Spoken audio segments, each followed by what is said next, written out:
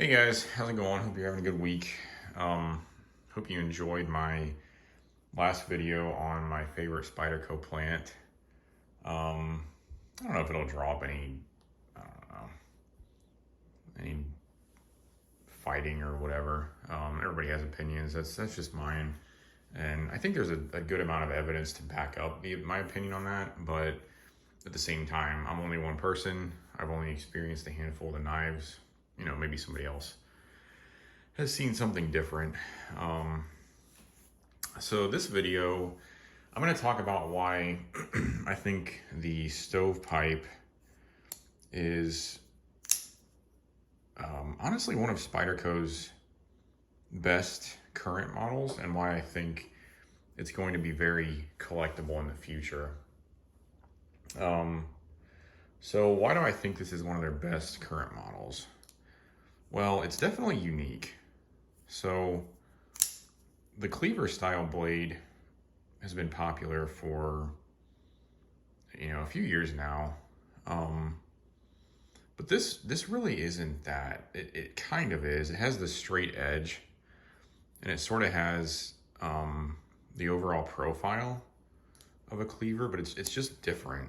And I don't know, maybe the designer does call it a cleaver blade, but it's just different. It's unique. Like, it has these cutouts here on the spine, and it has this, like, I'll just call it a rhino horn up here.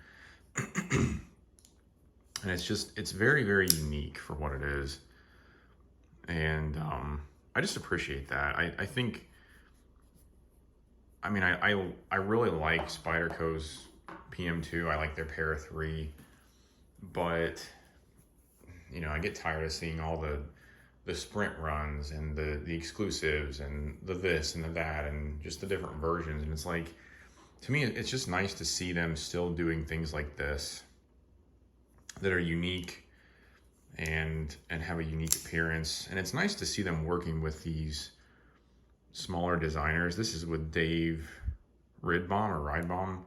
I think it's his first name. But it's nice to see them supporting these designers. So it's just kind of refreshing. I know a lot of people think this knife's overpriced, and I tend to agree. I think it's a little bit expensive. It's in terms of construction, it's nothing that special. I mean, it's a titanium frame lock. But at the same time, the blade has some interesting profiles and features to it, like I mentioned, on the spine here and at the front. The handle has some unique milling patterns to it, which are going to drive the cost up. You can see that little cutout there and there. The clip is unique to it as well, so that's going to add some cost. But yeah, I mean, 400 and some bucks for this is a little bit steep. So I can actually use my wife can get the op focus discount, so that's how I got this one. At that price, a lot more reasonable in my opinion. But at the same time, again, it has some unique features, and it is produced in Taiwan, which is, I think, overall cheaper than the United States, but not the cheapest country to produce in by far. I mean, like China and some of those other countries are going to be cheaper. But yeah, it also has a very usable blade style. I've used this to open boxes, mainly open boxes, but just having that nice straight profile is really nice. It's just a handy blade shape, and it also has pretty good ergonomics. So you can see my hand's pretty big, and it rests pretty comfortably on the handle. And these cutouts on the spine here give my thumb pretty good purchase. So it's a good cutter. I mean, it's one that you could use for a while without experiencing fatigue. And then if you wanted to do some more, like some finer cuts, you could put your finger here and sort of do that, which is pretty neat. It's sort of facilitated by the unique shape of the blade, and I'm sure the designer probably had that in mind, and I'm sure that was intentional. The downside being, with the way this blade's shaped, it sticks out like that from the handle. So You know, it takes up a lot of pocket real estate. But yeah, so I think it's a unique, interesting design. Ergonomics are pretty good. And the other reason why I think this is a great knife is it's very easy to tear down and maintain. So you basically have, I think it's just 2 screws to take it down. It's just a pivot screw and then this back screw here, yeah, because this other one's for the clip. So yeah, it's extremely easy to take down and maintain. I've done it once and it went back together perfectly. I mean, it's perfectly centered. There's no lock rock or blade play, anything like that. So very, very easy to maintain. And the materials are nice. I mean, it's 20 CV steel, titanium handle scales, so it's just really nice. Sorry for the squeaky voice there. I was drinking coffee and I think it, I don't know, does that to me sometimes. Now, why do I think this is going to be a collector's knife? So you look at the Bowie that is basically discontinued. I mean, I think Knife Joy still produces some exclusive version of it that I'm not even going to try and say the designer's name, just the Spyderco Bowie. But you look at that one and you look at how much that thing skyrocketed in price since they discontinued it. I mean, especially before Knife Joy started making or started selling the exclusive version, those things were going for like $700 or $800. I mean, and it retailed I think for $300. I've owned a few of those, and you know, they are nice knives, but they are not worth $800. No way. But I think this one is going to follow a similar path because it's similar in a lot of ways. These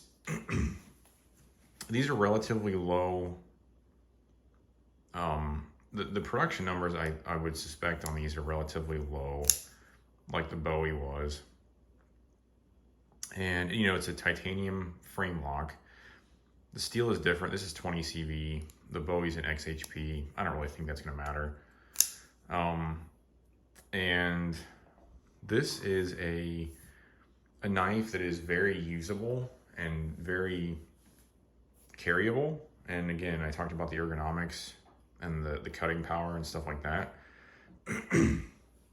But at the same time, right now it's not a popular knife. It's one that nobody, I think, really likes much or honestly appreciates. And the Bowie was sort of the same way when it was out. Like, I remember seeing those things just sit for months and months and months on websites.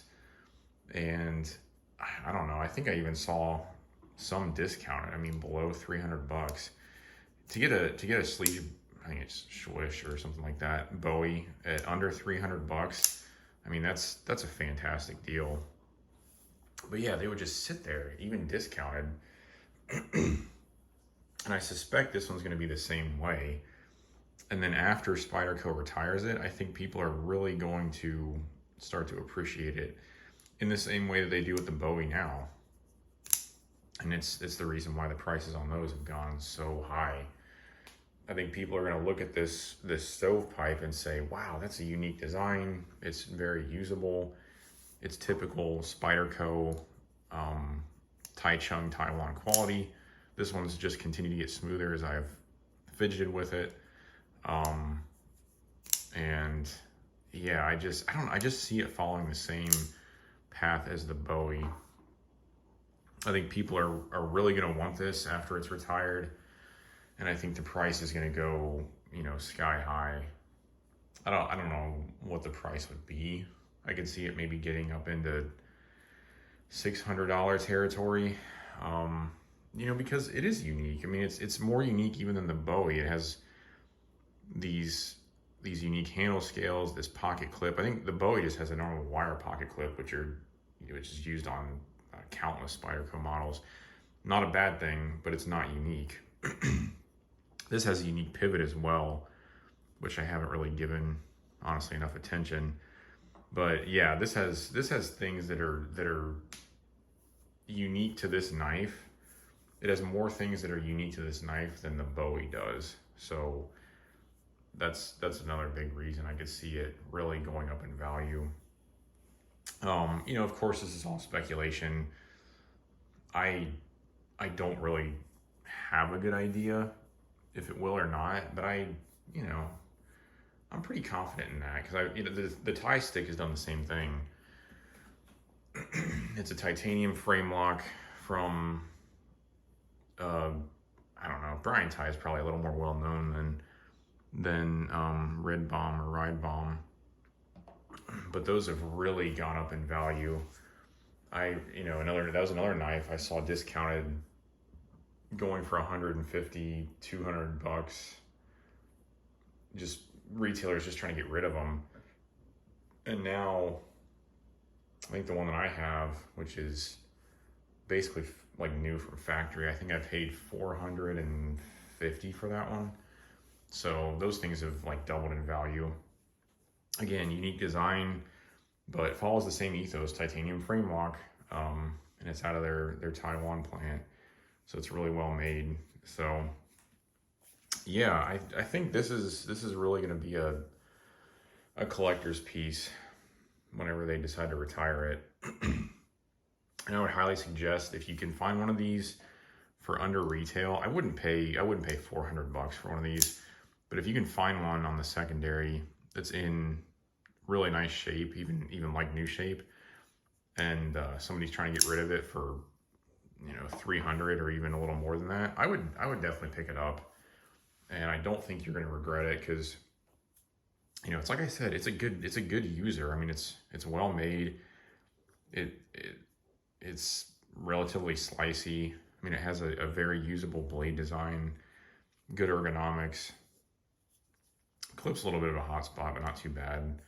And yeah, use it, enjoy it, and then in a few years after it's gone and put out the pasture, I think you're really going to be able to gain a little bit of money on it. So just my thoughts. If you guys have other thoughts, leave them below. And please like and subscribe if you haven't, and have a good rest of the day. We'll talk to you guys in the next one.